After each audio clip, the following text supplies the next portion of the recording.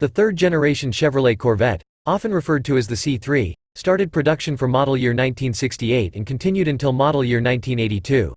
The C3 had an all-new body and all-new interior, but did share some components with the previous generation, mainly in the chassis and engine. It also carried over the Stingray badge, although now it was one word instead of two. After 1976, the Stingray badge would not be used again until the 2014 model year 7th generation Corvette.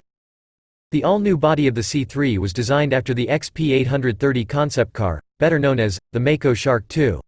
Along with the Mako Shark concept line, General Motors Vice President of Styling Section Bill Mitchell had a strong influence on the design of a long list of iconic cars for General Motors. Just a few on that list are the 1938 Cadillac 60 Special, the 1949 Cadillac Coupe de Ville, the 1955–57 Chevrolet Bel Air, the 1959–84 Cadillac DeVille, the 1963–65 and 66–67 Buick Riviera. Bill Mitchell envisioned the Mako Shark II this way: a narrow, slim, center section and coupe body, a tapered tail, an all-of-a-piece blending of the upper and lower portions of the body through the center, avoiding the look of a roof added to a body, and prominent wheels with their protective fenders distinctly separate from the main body, yet grafted organically to it. The Mako Shark II concept car was powered by a 427 cubic inch Mark IV engine that made its way into production.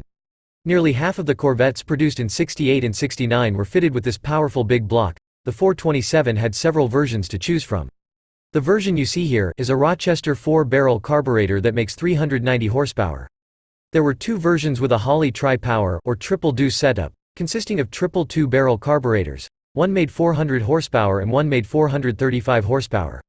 Some engines also had the option of being equipped with aluminum heads. In 1968, a very limited number of Corvettes were built with the standard 327 small block. A more popular version was a high-performance 327 small block that made 350 horsepower.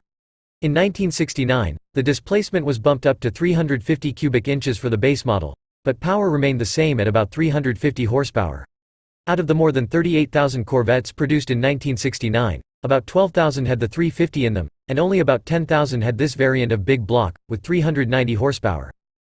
It was easy to spot a C3 equipped with a big block because of the protrusion in the center of the hood to make room for the larger motor. They were also badged with the 427 on each side of the protrusion.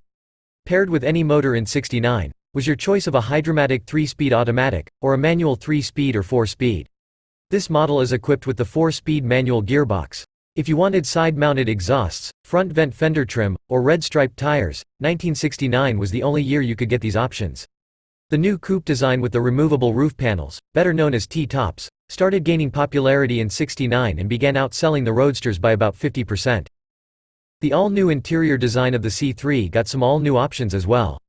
Now available was a rear window defroster, anti-theft alarm system, and an AM/FM stereo radio. All cars ordered with a radio were fitted with chrome-plated ignition shielding over the distributor to cut down on radio interference. This unrestored 69 Corvette was bought from the original owner in 1973 by Michael Quaintance of Sherrard, Illinois. In the spring of 2022, Steve Cuddill, owner and founder of 4Speed on 50, traveled to Illinois to pick up this special car from Joe and Jeff Quaintance, with the beautiful backdrop of Fire Lake. Joe and Jeff are Michael's brothers, who've had the car since Michael's passing. Listen as Jeff remembers his time with his brother, and this car, and shares just a small part of his family's history with this cherished Corvette.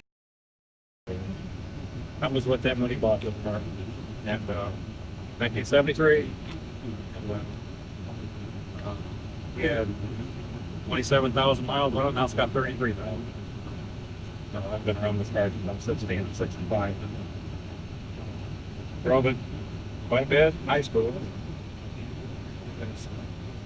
It means a lot to me. I was going to keep it, but I want to thank you guys for allowing me the opportunity to purchase this car, because we're perfect for what we're trying to create. What I'm trying to capture is a piece of the automotive history and just stories that go along with that. Right? Acquiring this Corvette not only gave 4Speed on 50 a piece of automotive history, but a bit of family history as well. Thanks to the Quaintance brothers, Michael, Joe, and Jeff, we have a beautiful car to see, and a sentimental story to tell.